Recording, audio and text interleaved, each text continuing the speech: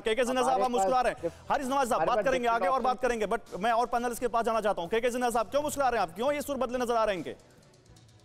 देखिए ब्रिगेडियर साहब हारिस नवाज साहब जिस तरह से इनके सुर बदले दिखाई दे रहे हैं, हाँ। तो आप समझ सकते हैं कि पाकिस्तान की कितनी चिंताएं नहीं है इनके।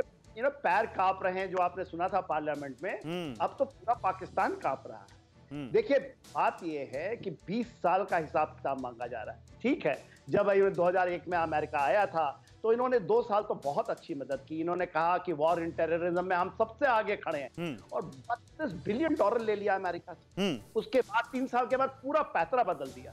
देखिए कोटासुरा में पूरा का पूरा तालिबान जो उस समय था, वो कोटासुरा में उसकी पूरी लीडरशिप आ गई। कोटासुरा ये क्या बात करते, 450 ड्रोन अटैक मारे गए इनको, और इन्होंने जिस तरह से किया वो पूरे तालिबान को इन्होंने वहीं से चलाया। अमेरिका के ऊपर भी जितने लोग मारे गए हैं, पूरा पाकिस्तान के हाथ रंगे हुए, पूरा अमेरिका जानता है। नहीं, और अभी भी सर, अभी कौन सा पाकिस्तान पीठ पीछे कर रहा है कुछ? उनके आईएसआई चीफ सबसे पहले जाते हैं फैज हामिद वहां पर, और जब वहां होते हैं तभी पाकिस्तान का सपोर्ट पंजशील में दिया जा रहा है, ये बात सामने आती है। शाह महमूद कुरैशी जो कह रहे हैं कि हमें स्केपगोट बनाया जा रहा है, वही शाह महमूद कुरैशी तो पूरी दुनिया में लॉबिंग कर रहे हैं ना, घूम घूम के, कि पाकिस्तान तालिबान को मान्यता दीजिए, तालिबान को आप मान्यता दीजिए, तालिबान को आप कंसीडर कीजिए। तो ये तो साफ दिख रहा, राइटिंग ऑन द वॉल है। क्यों अचल सर? जी हाँ गौरव, देखिए जिस विषय पे आज हम बात कर रहे हैं, अगर आप मुझे थोड़ा सा समय दें तो मुझे लगता है इसके 2 पहलू हैं जी।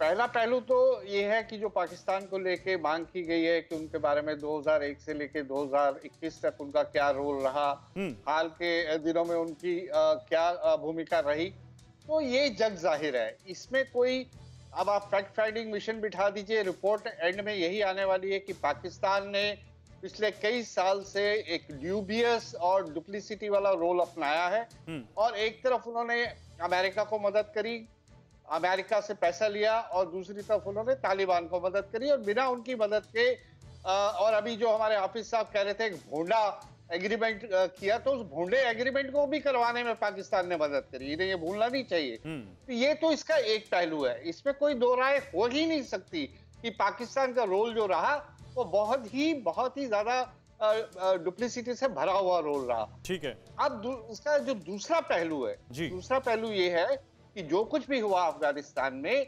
उसकी वजह से अमेरिका की साख को बहुत बड़ा झटका लगा है।